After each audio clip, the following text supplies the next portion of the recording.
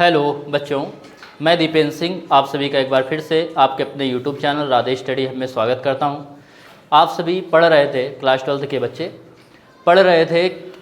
पिछले लेक्चर में आप लोगों ने पढ़ा था प्रत्यानयन बलयुग्म का आघूर्ण अथवा बल आघूर्ण के बारे में, उसके फार्मूले की बात हो गई थी। और पढ़ा था किसी बिंदु आवेश के कारण वैद्युत द्विध्रुव की किसी भी स्थिति के कारण किसी बिंदु पर वैद्युत क्षेत्र की तीव्रता।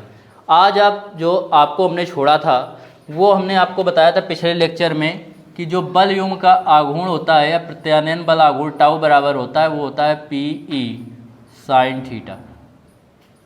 ये होता है इतने न्यूटन मीटर, अथवा आप जूल भी कह सकते हैं क्योंकि न्यूटन मीटर ही बराबर होता है जूल के। अब हम लोग इसकी कुछ विशेष स्थितियों की बात करेंगे। आपको बताया गया था कि जैसे ये है ऐसे एक समान वैद्युत क्षेत्र, एक समान वैद्युत क्षेत्र मतलब बल रेखाएं समांतर हैं और समदूरस्थ हैं।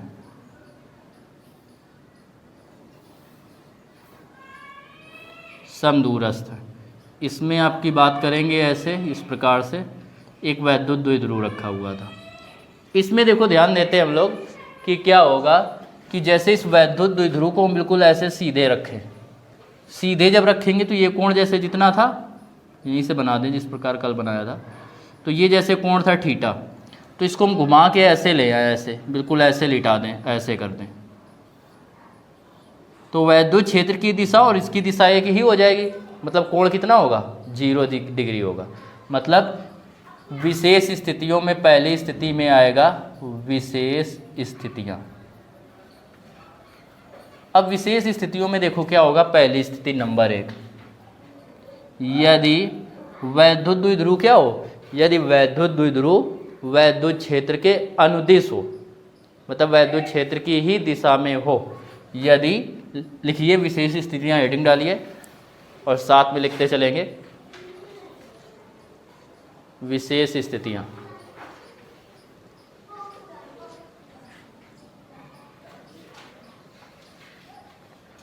इसमें लिखेंगे यदि वैद्युत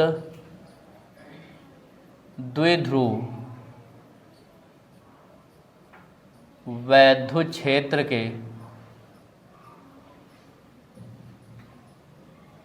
के अनुदिश, वैद्युत क्षेत्र के क्या हो? अनुदिश हो अथवा समांतर हो, अथवा समांतर रखा हो, तब अब जब ये समांतर है, अनुदिश है, इस वाले की बात कर रहे हैं, उसी दिशा में है, वैद्युत क्षेत्र भी इसी दिशा में और ये भी इसी दिशा में, तो जो एंगल बनेगा तब थीटा बराबर कितने डिग्री होगा? 0 डिग्री होगा कि नहीं होगा? अतः टाउ बराबर आएगा PE साइन 0, होगा साइन 0। और जब साइन 0 का मान कितना होता है? 0 होता है। 0 का इसमें गुणा करेंगे तो टाउ बराबर कितना आ जाएगा? 0। अर्थात इस स्थिति में इस पर कोई बलयुग्म कार्य नहीं करेगा। ठीक है, तो नोट कीजिए इसको। अर्थात इस स्थिति में द्विध्रुव पर कोई बलयुग्म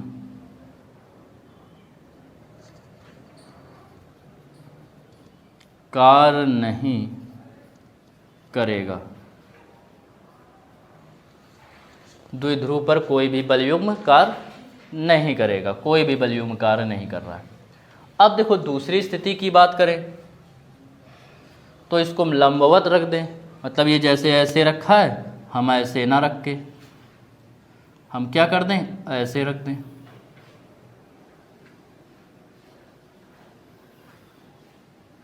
ऐसे, तो अब ये कितने अंश का कोण बनाएगा? 90 अंश का कोण बनाएगा। तो जब वैद्युत द्विध्रुव को वैद्युत क्षेत्र के लंबवत रखा जाएगा तब थीटा बराबर कितना होगा? 90 डिग्री होगा। और जब थीटा बराबर 90 डिग्री होगा तो टाउ बराबर कितना आएगा? पी ई साइन थीटा था, तो पी ई साइन 90, और साइन 90 का मान कितना होता है 1, और 1 का इसमें गुणा करेंगे यही आएगा, तो ये आ जाएगा P इंटू ई। क्लियर? तो इसमें क्या लिखेंगे, जब वैद्युत द्विध्रुव को वैद्युत क्षेत्र के लंबवत रखा जाता है, लिखिए जब वैद्युत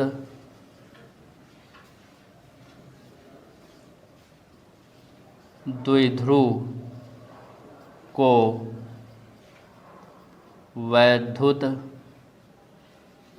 क्षेत्र के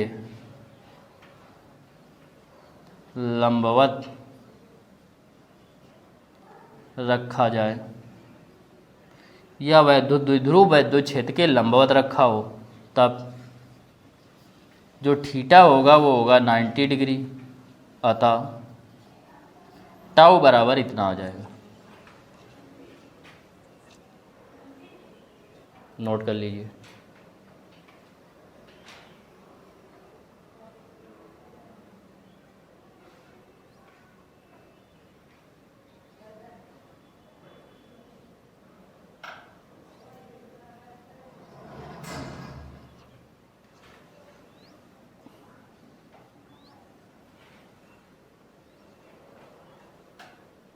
हो गया नोट।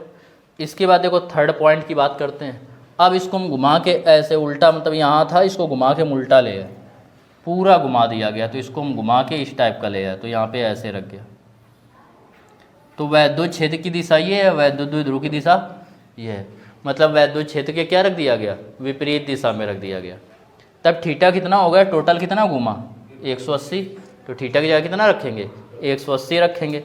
तो लिखेंगे, लिखिए जब वैद्युत द्विध्रुव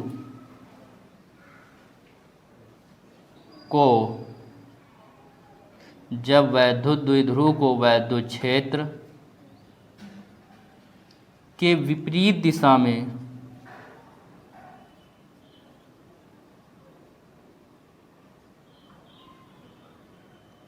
रखा जाता है, जब वैद्युत द्विध्रुव को वैद्युत क्षेत्र की विपरीत दिशा में रखा जाता है, तब देखो क्या होगा, आप समझ लीजिए। तब थीटा बराबर 180 डिग्री, तो यहाँ पे अब रखेंगे थीटा की जगह 180, तो टाउ बराबर पी ई साइन 180। साइन 180 का मान होता है, कितना होता है +1 -1, प्लस का 1 होगा तो कितना आ जाएगा, ये भी क्या रहेगा P इंटू ई, पक्का 0 होता है, P इंटू ई इंटू 0 क्या होगा 0। तब भी कोई कार्य नहीं करना पड़ेगा अगर रखा है। नहीं समझ में आया 0 कैसे होता है, यदि नहीं पता है तो ऐसे देखो, साइन 180 को हम लोग लिख सकते हैं साइन 90 + 90 लिख सकते हैं, और साइन 90 + थीटा बराबर होता है प्लस के कॉस थीटा, कॉस 90, और कॉस 90 का मान कितना होता है 0 होता है, तो इसका मान क्या आ जाएगा 0 आ जाएगा। तो साइन 180 का मान 0 और कॉस 180 का मान -1 होता है। उसकी फ़िलहाल आपको यहाँ ज़रूरत है नहीं, नोट कीजिए, इसको नोट कर लो।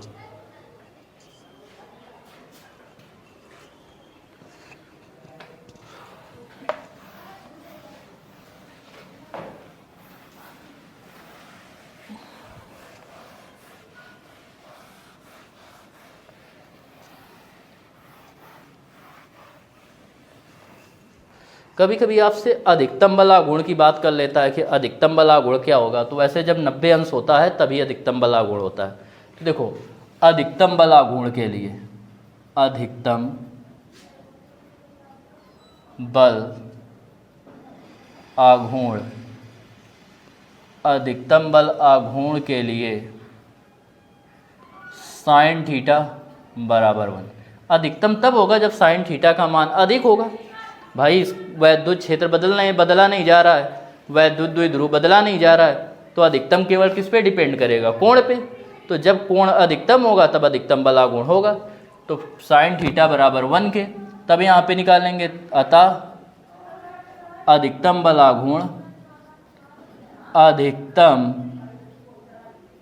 बल आघूर्ण, अधिकतम बल आघूर्ण इसको लिख देते हैं टाउ मैक्स, मैक्स का मतलब मैक्सिमम, बराबर यहाँ 1 रखेंगे। अच्छा, इससे मान निकाल लो पहले थीटा का। तो आपको पता है साइन थीटा बराबर साइन 90, तो थीटा बराबर 90 डिग्री, मतलब अधिकतम बल आघूर्ण के लिए थीटा कितना होना चाहिए? 90 अंश होना चाहिए। अतः अधिकतम बल आघूर्ण मतलब टाउ मैक्स बराबर पी ई, यहाँ पे रखेंगे 1 का इसमें गुणा करेंगे, इतना ही आ जाएगा। तो ये आ गया अधिकतम। तो अगले पॉइंट में, 4th पॉइंट में चाहो तो ये नोट कर सकते हो। और इस प्रकार आपका बल आघूर्ण का काम कंप्लीट हो गया।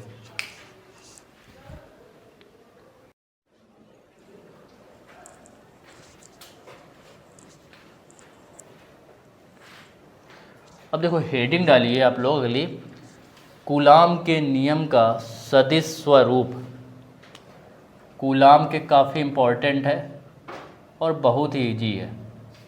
कूलाम के नियम का सदिश स्वरूप। तो सदिश रूप में कूलाम के नियम का अर्थ क्या है, क्या मतलब आएगा, देखो समझिएगा। वैसे ही जैसे दो आवेश हैं, स्थिर आवेश, एक है Q1, एक है Q2, और दोनों के बीच की दूरी क्या है? R है। क्लियर? अब इनके कारण, इसके कारण इस पर अगर निकालना होगा तो इसका स्थिति सदिश निकालने, अगर Q1 के कारण Q2 का, Q1 से Q2 का स्थिति सदिश की बात करें हम लोग कि स्थिति सदिश क्या होगी, तो स्थिति सदिश होता है अंतिम स्थिति माइनस प्रारंभिक स्थिति। इसी को बोलते हैं क्या? सदिश।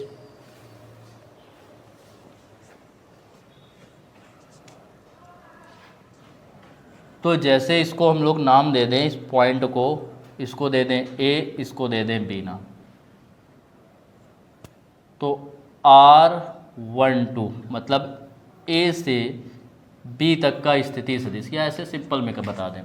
तो पहले तो ऐसे ही लिख देंगे, माना Q1 Q2 दो आवेश हैं, स्थिर बिंदु आवेश हैं, जिनके बीच की दूरी स्मॉल r मीटर है। ठीक है, माना दो स्थिर आवेश Q1 व Q2 हैं, जिनके बीच की दूरी स्मॉल r मीटर है। अब Q1 के कारण, अब इसमें एक चीज़ समझना, देखो जैसे वेक्टर ए बी दे रहा है, वेक्टर ए बी, तो इसको अगर हमें बी ए लिखना हो तो हम चिन्ह का लगाएंगे? माइनस का, क्योंकि दिशा बदल गई। अभी ए से बी की दिशा थी, बी से ए की दिशा हो गई, तो निगेटिव फॉर्म में आ जाएगा। इसका इसमें ज़रूरत पड़ने वाली है। तो Q1 के कारण Q2 पर वैद्युत बल कूलाम के नियमानुसार,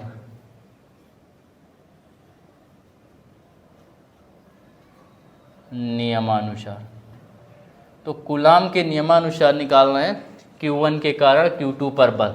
जब बल निकालेंगे तो F1 किस पर निकालना है? जिस पर निकालना है 2 पर, तो 2 को पहले, जिसके कारण निकालना है उसको बाद में। तो F21 फार्मूला क्या होता है? 1/4 पाई एप्सिलॉन 0 के Q1 Q2 अपॉन, सेम स्थिति सदिश में R ना रख के हम लोग R की स्क्वायर की जगह क्या रखेंगे? R21 का स्क्वायर। ठीक, ऐसे कर देंगे, स्थिति सदिश लेंगे। आप यहाँ पे R ही बना रहने दो, कोई फर्क नहीं पड़ेगा, अभी ऐसे ही बना रहने, इतने न्यूटन। अब इसका सदिश रूप लिखेंगे, सदिश रूप। तो सदिश रूप मतलब इसमें वेक्टर लग जाएगा, और वेक्टर लगेगा तो डायरेक्शन की बात होगी। तो इसकी डायरेक्शन निकालेंगे 1/4 पाई एप्सिलॉन 0 के Q1 Q2 upon R square, और डायरेक्शन में यहाँ पे लिखेंगे एकांग सदिश 2 से 1, कैप लगा देंगे। एकांग सदिश 2 से 2 तक निकालना है, 2 पर निकालना है 1। तो हम लोग क्या निकालते हैं, जैसे विस्थापन निकालते हैं तो विस्थापन क्या होता है, अंतिम बिंदु और प्रारंभिक बिंदु स्थिति जब किसी सदिश की निकालते हैं, जैसे ए और बी का स्थिति सदिश निकाल रहे हैं ए से बी तक की, तो लिखेंगे क्या, इसका स्थिति सदिश यदि ओ बी है, इसका ओ ए है, तो फार्मूला होगा ए बी जो होगा, जो दूरी वो होगी ओ बी बाद वाला पहले और अंत पहले वाला बाद में। ठीक, तो हम क्या निकाल रहे हैं, कहाँ से, Q1 के कारण Q2 पर निकाल रहे हैं, तो 2 को पहले और 1 को बाद में। एकांग सदिश का बेटा फार्मूला क्या होता है, जो एकांग सदिश होता है, जैसे एक है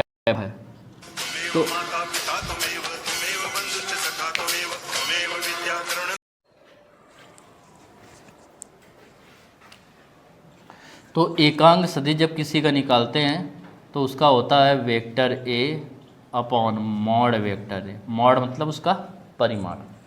तो जैसे यहाँ पे एकांग सदिश इसका निकालेंगे हम लोग, किसका, R21 का, तो ये होगा vector R21 upon mod vector R21।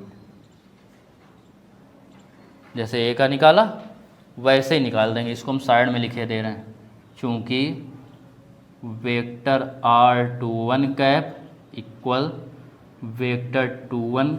थोड़ा सा बोरिंग जैसा लगेगा लेकिन है सिंपल, कुछ खास नहीं है, एक दो बार आप प्रैक्टिस करेंगे स्वतः से आ जाएगा ऐसे। ठीक, इस फार्मूले के अनुसार आ गया। मतलब इसकी जगह हम क्या लिख सकते हैं, ये लिख सकते हैं। ठीक, इसको लिखेंगे अब, अतः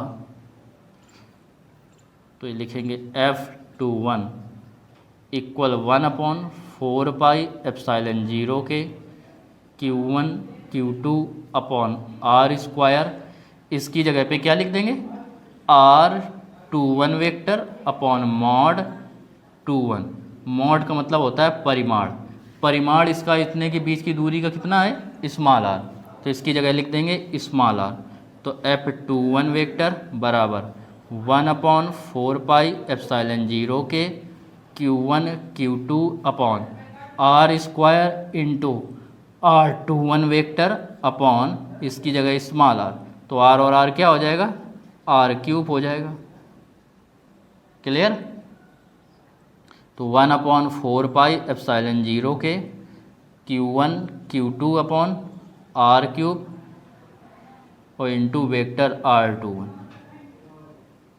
ठीक, इतने न्यूटन आ गया। ये बात समझ में आई। फिर से देख लीजिए, माना दो आवेश Q1 व Q2 हैं जिनके बीच की दूरी स्मॉल r मीटर है। तब कूलाम के नियमानुसार Q1 के कारण Q2 पर, किस पर निकालना है, 2 पर, 2 को पहले, किसके कारण, जिसके कारण उसको पहले बाद में। 1/4πε0 Q1 Q2 upon R square होता है। सदिश रूप लगाएंगे, वेक्टर लगा देंगे और यहाँ पे कैप लगा देंगे, क्योंकि ये दूरी है तो स्थिति हमें दिखानी पड़ेगी, स्थिति सदिश। वेक्टर एक कैप जो होता है एकांक सदिश होता है, उसका फार्मूला ये होता है, तो इसकी जगह पे हमने ये वाला रख दिया। मॉड का मतलब होता है मापांक या परिमाण, तो इतने का जो इसका जो परिमाण होगा पूरे इतने और इतने का वो होगा स्मॉल r, तो इसकी जगह r रख दिया तो R³ आ गया। ऐसे ही निकालेंगे। फिर वही इसी प्रकार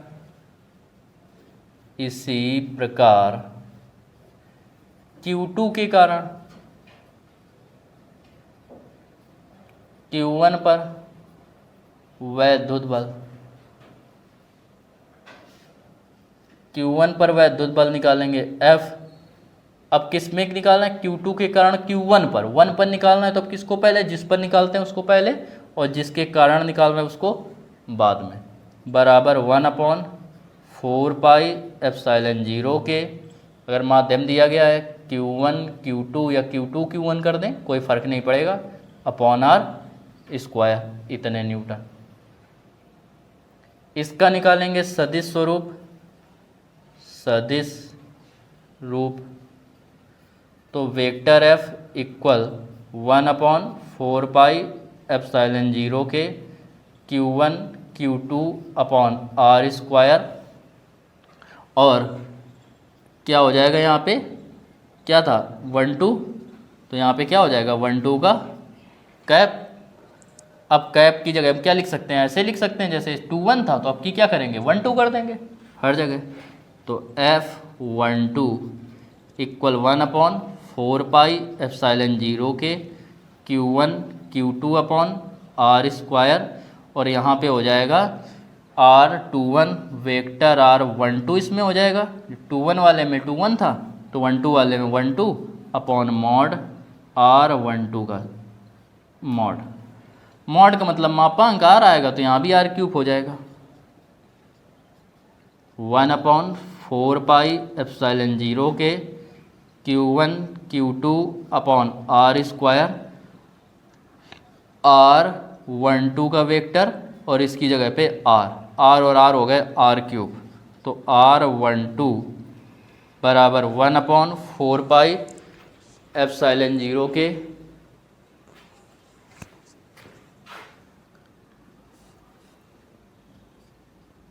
4πε0 के Q1 Q2 upon R³ R12,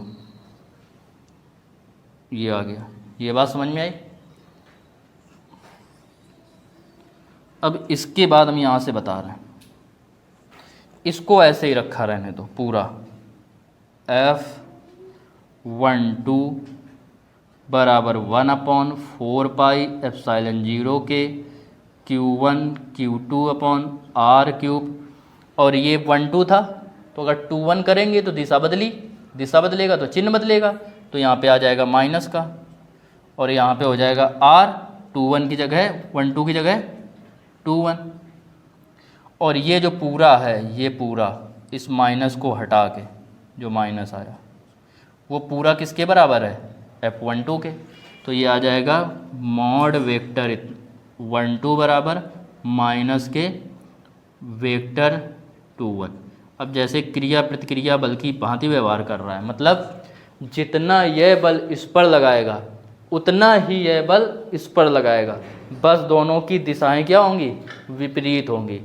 चिन्ह यही बता रहा है कि दोनों की दिशाएं क्या हैं विपरीत हैं, परिमाण दोनों क्या हैं समान हैं, ये इसमें प्रूव हो रहा है। बात समझ में आ गई? ठीक, तो नोट कर लीजिए।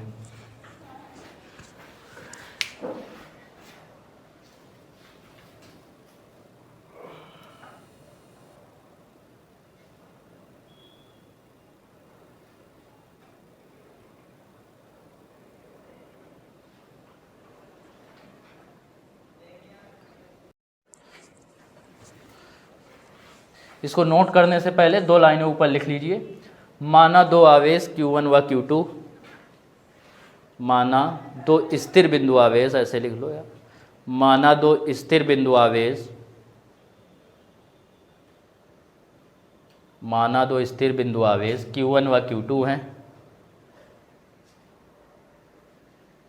जो एक दूसरे से r मीटर की दूरी पर स्थित है, जो एक दूसरे से r मीटर की दूरी पर स्थित हैं।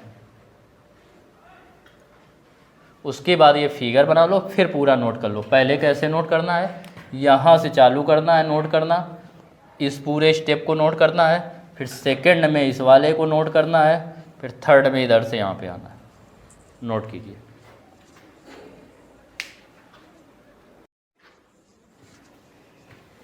तो इसके बाद हेडिंग डालिए सतत आवेश वितरण।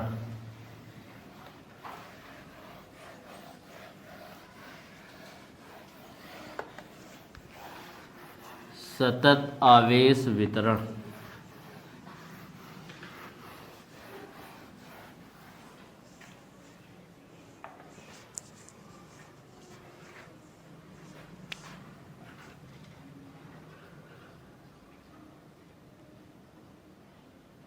सतत आवेश वितरण, कॉन्टिन्यूअस चार्ज डिस्ट्रीब्यूशन। तो देखो सतत आवेश वितरण क्या होता है, जैसे किसी पृष्ठ को आवेश दिया जाए और उसके संपूर्ण पृष्ठ पर एक समान रूप से वितरित हो जाए, तो उसे क्या बोलते हैं, सतत आवेश वितरण कहते हैं। मतलब किसी वस्तु को दिया गया आवेश यदि उसके संपूर्ण पृष्ठ पर एक समान रूप से वितरित हो तो उसे क्या कहते हैं? सतत आवेश वितरण कहते हैं। इसका मतलब ये नहीं है कि यहाँ पे आवेश दिया तो पूरे में बढ़ जाएगा, ध्यान से समझना। यदि किसी पृष्ठ पर आवेश एक समान रूप से वितरित हो तो उसको बोलते हैं सतत आवेश वितरण। लेकिन इसका मतलब ये नहीं कि आवेश इस पर एक समान रूप से वितरित है, उस पृष्ठ पर वितरित किया गया है, मतलब जरा से दिया गया तो पूरे में बढ़ गया। वितरित तो है समान रूप से, लेकिन इसका मतलब ये नहीं कि थोड़ा सा आवेश यहाँ पे दिया और पूरे में बढ़ गया। इसका मतलब है उसको थोड़ा थोड़ा सभी जगह दिया गया है, सभी जगह बराबर बराबर बांटा ही गया है पूरे में, समझ रहे हैं? क्योंकि आवेश तो मूव हो नहीं रहा है, चलने लगा, अगर बढ़ जाएगी आधे और दौड़ के पहुँचने लगे तो करंट बन जाएगा। क्योंकि आवेश जैसे ही चलना प्रारंभ करेगा क्या हो जाएगी? धारा हो जाएगी, वैद्युत धारा हो जाएगी, समझ रहे हैं? तो सतत आवेश वितरण समझ में आया? क्या होगा? किसी पृष्ठ पर आवेश को या किसी वस्तु पर आवेश का एक समान रूप से वितरित होना ही क्या कहलाता है? सतत आवेश वितरण कहलाता है। ठीक, इसका अर्थ यह है कि इस पृष्ठ पर आवेश एक समान रूप से वितरित है। अर्थ यह नहीं है कि इसको दिया गया आवेश जो एक जगह पे हम आवेश दें वो पूरे में एक समान रूप से फैल जाए, उसमें हमें खुद फैलाना पड़ेगा एक समान रूप से। अब ये 3 प्रकार का होता है सतत आवेश वितरण। कितने प्रकार का? 3 प्रकार का। नंबर 1 रेखीय आवेश वितरण, रेखीय आवेश वितरण। नंबर 2 पृष्ठीय अथवा क्षेत्रीय आवेश वितरण। और नंबर 3 आयतन आवेश वितरण, आयतन आवेश वितरण। अब बात करते हैं हम लोग, पहले तो सतत आवेश वितरण की बात की तो उसमें क्या हुआ? किसी चालक पर या किसी वस्तु पर यदि आवेश एक समान रूप से वितरित हो तो उसे क्या कहते हैं? सतत आवेश वितरण कहते हैं। क्लियर? ये कितने प्रकार का होता है? 3 प्रकार का होता है, रेखीय आवेश वितरण, पृष्ठीय आवेश वितरण अथवा आयतन आवेश वितरण। अब क्या किया जाए? किसी रेखा में बांटा जाए। यदि आवेश किसी रेखा में एक समान रूप से वितरित हो, अब रेखा का मतलब सीधी रेखा भी हो सकती है, वक्राकार भी रेखा हो सकती है, ये ऐसे भी रेखा हो सकती है, ये भी वक्राकार है तो रेखा ही। तो इस रेखा पर क्या किया जाए? आवेश को एक समान रूप से वितरित किया जाए, तो इसी को क्या बोलते हैं? रेखीय आवेश वितरण कहते हैं। पृष्ठीय आवेश वितरण क्या होते हैं? जैसे क्या है? वायर हो, मतलब ऐसा पृष्ठ हो जिसमें क्षेत्रफल हो, तो उसके संपूर्ण क्षेत्रफल में आवेश को क्या किया जाए? एक समान रूप से वितरित किया जाए, तो उसे क्या कहते हैं? क्षेत्रीय अथवा पृष्ठीय आवेश वितरण कहते हैं। आयतन आवेश वितरण क्या है? यदि किसी वस्तु के संपूर्ण आयतन में आवेश को एक समान रूप से वितरित किया जाए तो उसे क्या कहते हैं? आयतन आवेश वितरण कहते हैं। तो क्या होगा? रेखीय आवेश वितरण समझा जब क्या होगा? किसी रेखा में, ठीक है, सरल रेखा हो या वक्राकार रेखा हो, सरल रेखा हो या वक्राकार रेखा हो, किस कैसी भी रेखा हो, उस पर आवेश एक समान रूप से वितरित किया जाए तो उसको क्या बोलते हैं? रेखीय आवेश वितरण कहते हैं। यदि उसके संपूर्ण पृष्ठ में आवेश को एक समान रूप से वितरित किया जाए तो उसे क्या कहते हैं? पृष्ठीय आवेश वितरण कहते हैं। और यदि किसी पृष्ठ के या किसी वस्तु के संपूर्ण आयतन में आवेश को एक समान रूप से वितरित किया जाए तो उसे क्या कहते हैं? आयतन आवेश वितरण कहते हैं। तो हेडिंग डालिए सतत आवेश वितरण और इसमें लिखिए यदि किसी वस्तु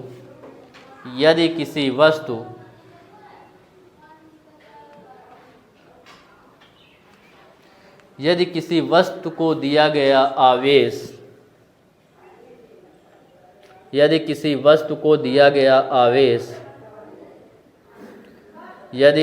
वस्तु को दिया गया आवेश उसके पृष्ठ पर एक समान रूप से वितरित हो, उसके पृष्ठ पर एक समान रूप से वितरित हो, उसके पृष्ठ पर एक समान रूप से वितरित हो, तो उसे सतत आवेश वितरण कहते हैं। तो उसे सतत आवेश वितरण कहते हैं। तो उसे सतत आवेश वितरण कहते हैं। देखिए यह 3 प्रकार का होता है। यह 3 प्रकार का होता है। यह 3 प्रकार का होता है। यह 3 प्रकार का होता है। नंबर 1 हेडिंग डालिए, रेखीय आवेश वितरण। नंबर 1 हेडिंग डालिए, रेखीय आवेश वितरण।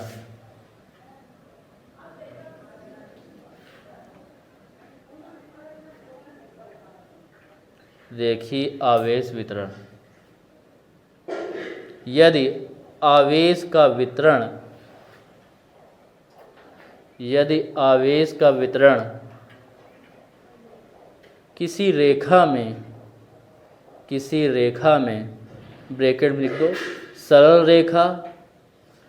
सरल रेखा अथवा वक्राकार रेखा, अथवा वक्र लिख सकते हो या वक्राकार रेखा,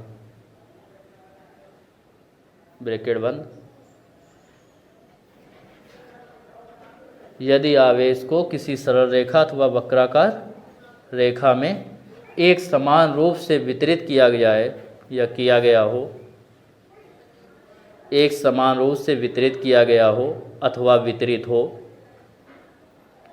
एक समान रूप से वितरित किया गया हो अथवा वितरित हो,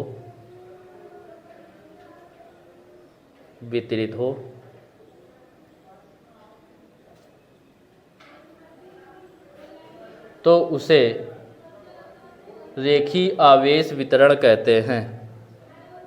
तो उसे रेखीय आवेश वितरण कहते हैं। तो उसे रेखीय आवेश वितरण कहते हैं। हेडिंग डालिए, पृष्ठीय अथवा क्षेत्रीय आवेश वितरण।